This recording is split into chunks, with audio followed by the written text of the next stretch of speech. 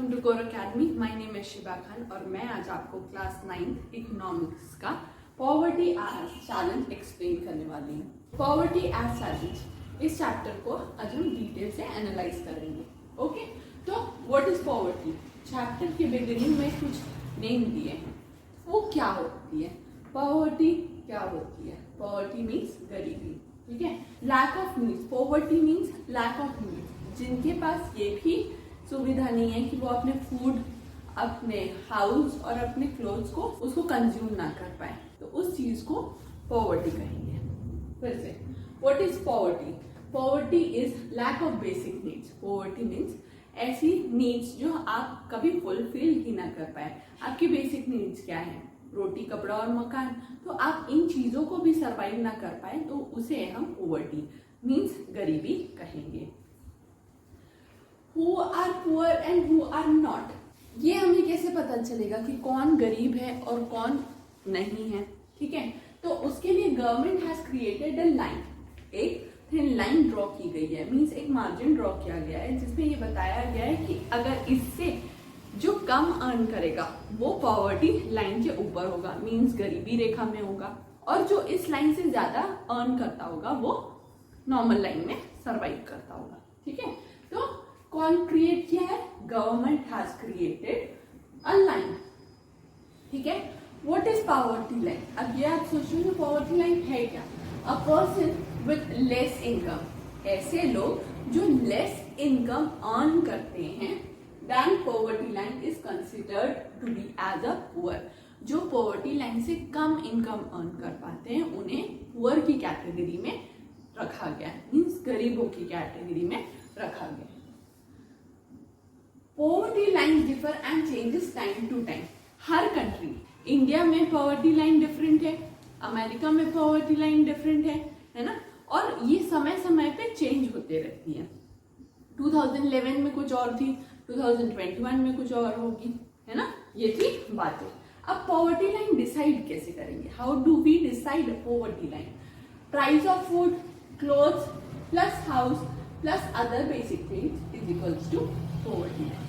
जो ये सारी चीजों को भी कंज्यूम नहीं कर पाते हैं, ये सारी चीजों को सर्वाइवल नहीं कर पाते हैं, फूड के प्राइसेस हाई हो रहे हैं, वो सर्वाइव नहीं कर पा रहे हैं, क्लोथ्स अफोर्ड नहीं कर पा रहे हैं, हाउस अफोर्ड नहीं कर पा रहे हैं, बेसिक नीड्स को अर्न नहीं कर पा रहे हैं, तो उन सारी चीजों को क्या कहेंगे? Poverty line. अब गवर्नमेंट कुछ डिसाइड करी है कि पॉवर्टी लाइन मीन्स कितने, मीन्स एक रूरल एरिया और एक अर्बन एरिया में कितने, एक पर फैमिली को या पर पर्सन को कितना अर्न करना चाहिए, वही बताया गया है। पर पर्सन रूरल फैमिली और अर्बन फैमिली। ठीक है, तो रूरल फैमिली में पर पर्सन को 816 रुपीज अर्न करना जरूरी है और वहीं अर्बन एरिया में 1000 रुपीज अर्न करना जरूरी है। वहीं फैमिली में, अगर फैमिली में, ये तो पर पर्सन की बात हमने की है, वहीं फैमिली में अगर देखा जाए तो 4080 रुपीज एक फैमिली को अर्न करना चाहिए, और अर्बन फैमिली में और अर्बन में 5000 रुपीज अर्न करना चाहिए ताकि वो पॉवर्टी लाइन से अबव जा सके। Is that clear? वहीं गवर्नमेंट के द्वारा कैलोरीज भी डिसाइड किया गया है कि एक नॉर्मल पर्सन को, मीन्स रूरल एरिया के पर्सन को और अर्बन एरिया के पर्सन को इतनी कैलोरीज डेली कंज्यूम करना चाहिए, जो कि है 2400 कैलोरीज और 2100 कैलोरीज इन अर्बन एरिया। ठीक है, और इंटरनेशनल पॉवर्टी लाइन जो कि डिसाइड किया गया है पूरे वर्ल्ड में, वो है $1.9, मीन्स एक $1.9 से कम अगर कोई पर्सन अर्न करता है तो पूरे वर्ल्ड के अकॉर्डिंग वो पॉवर्टी लाइन में है। आई होप यहाँ तक आपको क्लियर होगा। आगे बढ़ते हैं। इंडिया में 1993 में पॉवर्टी रेट थी 45% और वहीं 2011-12 में आते आते इंडिया की हालत सुधरी और 22% तक आ गई, मीन्स पॉवर्टी में कमी हुई। ओके, वहीं हम अगर SC और ST की तरफ देखें तो सबसे ज्यादा 43%, इतने लोग वहां पे पॉवर्टी लाइन के नीचे आते हैं, और वहीं SC मीन्स शेड्यूल्ड ट्राइब में 29% people are below poverty line. ठीक है, ये हम देख लिए कैटेगरी के अकॉर्डिंग। अब हम देखेंगे ऑक्यूपेशंस के अकॉर्डिंग। एग्रीकल्चरल लेबर्स मीन्स ऐसे लेबर्स जिनके पास ज़मीन नहीं है और वो किसी और के खेत पे काम करते हैं, ऐसे लोग 34% है जो कि बिलो पॉवर्टी लाइन है। और वही कैजुअल लेबर्स जो कि अर्बन एरियाज में कोई कॉबलर होता है, कोई किसी फैक्ट्री में वर्कर होता है, तो वैसे लोग हैं 34%। आई बात समझ? मीन्स अभी भी अर्बन और रूरल एरियाज में काफ़ी एरिया ऐसे हैं जहाँ पे पॉवर्टी लाइन है। मीन्स अभी भी बहुत सारे गरीब अवेलेबल, बहुत सारे गरीब हमारे देश में हैं। ठीक है, अब इंटर स्टेट पॉवर्टी लाइन की बात करते हैं। मीन्स ऐसे स्टेट जहाँ पे पॉवर्टी लाइन सबसे ज़्यादा है। तो बेसिकली सबसे ज़्यादा है उड़ीसा और बिहार में। उड़ीसा में है 32.6% और वहीं बिहार में है 33.7%। जबकि केरला, पंजाब, गुजरात और हरियाणा में ये लोग पॉवर्टी लाइन, ये लोग अबव पॉवर्टी लाइन है।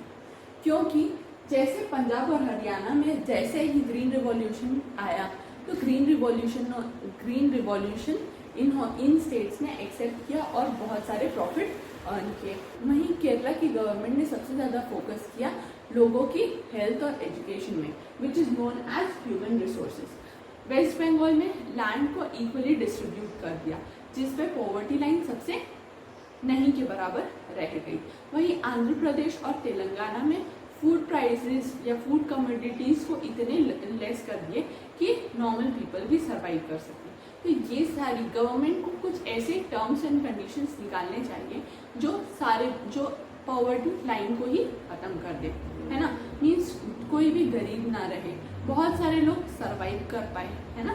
जो poverty line, below poverty line वाले हैं वो लोग भी सर्वाइव करें। वहीं 1990 में वर्ल्ड की हालत कुछ इस तरह थी कि 35% people of the whole world are below the poverty line. वहीं सबसे गरीब स्टेट थी, वहीं सबसे गरीब कंट्री थी अफ्रीका और चाइना। चाइना के लोगों को वहाँ की गवर्नमेंट सपोर्ट करी और एट प्रेजेंट चाइना में बहुत कम पॉवर्टी लाइन है, मीन्स बहुत कम गरीब है। वहीं अफ्रीका में आज भी गरीबी उतनी ही है। जैसा कि हम सब जानते हैं, बहुत समय पहले इंडिया सोने की चिड़िया कहलाता था, ब्रिटिशर्स के आने से पहले तक। अब देखते हैं ऐसा क्या हुआ जो सोने की चिड़िया लोहे की चिड़िया में ट्रांसफॉर्म हो गई। इसके कुछ कॉजेस देखते हैं। Britishers came, introduce bad policies where no development has done. Britishers India में आए, नई नई पॉलिसीज लेके आए, लेकिन डेवलपमेंट नहीं हुआ। ठीक है, पहला रीजन तो ये। Unequal distribution of resources and land in India. जो डिस्ट्रीब्यूशन है, रिसोर्सेज तो इंडिया में बहुत है, बट जिनके पास जो रिच पर्सन है उनके पास ज़्यादा रिसोर्सेज है, और जो नॉर्मल जो पुअर पीपल है उनके पास रिसोर्सेज ही नहीं है। तो जो रिसोर्सेज है उनका इक्वल डिस्ट्रीब्यूशन होना चाहिए, जो कि नहीं हुआ। Many policies introduced by the government but no implementation has done. नई नई पॉलिसीज, ऐसा नहीं कि गवर्नमेंट कोई पॉलिसीज नहीं लेके आती है, गवर्नमेंट पॉलिसीज लेके आती है, लेकिन इम्प्लीमेंटेशन रह जाता है इसका। ठीक है, तो इम्प्लीमेंटेशन भी ज़रूरी है। हम देखेंगे कौन कौन सी पॉलिसीज गवर्नमेंट ने लेके आई है।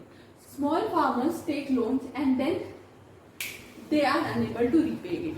जो छोटे फार्मर्स है वो लार्ज फार्मर्स, बड़े फार्मर्स से लोन लेते थे, लेकिन वो रीपे कर ही नहीं पाते थे। इससे उनके ऊपर कर्ज पड़ जाता था, और जो लोन प्रोवाइड करते थे वो हाई इंटरेस्ट में लोन प्रोवाइड करते थे, और इसकी वजह से वो कभी सर्वाइव ही नहीं कर पाते थे। ठीक है, increasing population and decreasing job. देख ही रहे हैं आप इंडिया की हालत, पॉपुलेशन तो इंक्रीज हो ही रहा है बट जॉब्स का डिक्रीमेंट हो रहा है। तो ये कुछ कॉजेस हैं पॉवर्टी के। अब हम देखेंगे कुछ steps taken by the government, जो पॉलिसीज इंट्रोड्यूस की गई गवर्नमेंट, वो देखते हैं। प्राइम मिनिस्टर रोजगार योजना which was implemented on 1993 helped educated people in a rural areas to start business। नए बिजनेस को स्टार्टअप देने के लिए ये प्रोग्राम लाया गया, जो कि 1993 में। वहीं रूरल एम्प्लॉयमेंट जनरेशन प्रोग्राम इन 1995, इसका भी वही काम था कि वो हेल्प करता था पुअर पीपल को टू स्टार्ट बिजनेस। ठीक है, थर्ड, पॉवर्टी लाइन के ऊपर लेके आना, मीन्स पॉवर्टी लाइन के ऊपर लेके आना। ठीक है, ताकि वो अपना सर्वाइवल अच्छे से कर सके। Pradhan Mantri Gramodaya Yojana central fund state to build school, clinic, house etcetera. Pradhan Mantri Gramodaya योजना विच वाज इम्प्लीमेंटेड ऑन 2000, ये सेंट्रल गवर्नमेंट के द्वारा स्टेट गवर्नमेंट को फंड्स प्रोवाइड करती है ताकि वो अपने एरिया में स्कूल को बिल्ड कर सके, क्लिनिक को बिल्ड कर सके, हाउसेस को बिल्ड कर सके, ताकि वो जो गरीब लोगों को है उनको एम्पावर कर सके, right. National rural employment guarantee act, NREGA, this is an important act, बहुत इंपॉर्टेंट पॉलिसी है। इसके अंडर से बहुत सारे क्वेश्चन पूछे जाते हैं। आपसे ये भी क्वेश्चन पूछा जाएगा कि कॉजेस ऑफ पॉवर्टी बताने के लिए, तो आप बेटर ये 5, अगर 5 मार्क्स के हैं तो 5 पॉइंट्स लिखेंगे, 3 मार्क्स के तो 3 पॉइंट्स लिखेंगे। वैसे ही आपसे ये भी क्वेश्चन पूछा जाएगा कि गवर्नमेंट के द्वारा पॉवर्टी को सही करने के लिए क्या क्या मेजर्स लिए गए हैं, तो आप ये 5 पॉइंट्स लिख सकते हैं। ये आपके लिए काफी यूजफुल होगा। I hope we are clear till here. Key features of NREGA, ये बहुत ही इंपॉर्टेंट क्वेश्चन है और आ सकता है एग्जाम में। तो की फीचर्स देखते हैं। Government provides 100 days employment to the people which are initially started in 200 district. जब ये स्टार्ट हुआ था तो इनिशियली 100 डेज के लिए, 100 डेज के लिए हर पर्सन को एम्प्लॉयमेंट अवेलेबिलिटी कराई गई थी। इनिशियली स्टार्ट किया था 200 डिस्ट्रिक्ट्स में, ठीक है। 1/3 jobs are reserve for the women now in more than 600 districts. पहले 1/3 जो जॉब है, 1/3 जो नरेगा का काम है वो वुमेन्स के लिए अलॉटेड था। पहले कुछ एरिया में ही, कुछ डिस्ट्रिक्ट्स में ही अलॉट किया गया, बट राइट नाउ 600 डिस्ट्रिक्ट्स में ये अलॉट किया गया है। If the government fails to provide employment within 15 days, देखिए रजिस्टर करना, नरेगा में रजिस्टर कराने के बाद अगर 15 days तक उनको एम्प्लॉयमेंट नहीं मिलती तो the person is eligible for the daily unemployment allowances. तो उस पर्सन को डेली वेजेस के अकॉर्डिंग डेली अलाउंसेस प्रोवाइड किया जाएगा बाय द गवर्नमेंट। ये कुछ था नरेगा के की फीचर्स। ये बहुत ही इंपॉर्टेंट है, आप याद रखिए। ये बेसिकली एक स्टोरी चैप्टर है, आप फ्री टाइम में इस चैप्टर को पढ़ेंगे। इसके जो की फीचर्स थे मैंने आपको एक्सप्लेन करने की बहुत कोशिश करी। अगर आपको इस चैप्टर या इस टॉपिक से कोई भी डाउट हो तो प्लीज लेट मी नो। और हम यहाँ पे इकोनॉमिक्स का, क्लास 9 इकोनॉमिक्स का चैप्टर जो कि आपके सिलेबस में है वो कंप्लीट करते हैं। इकोनॉमिक्स में किसी भी टॉपिक पे कोई डाउट हो तो please let me know, I will be happy to help you. Till then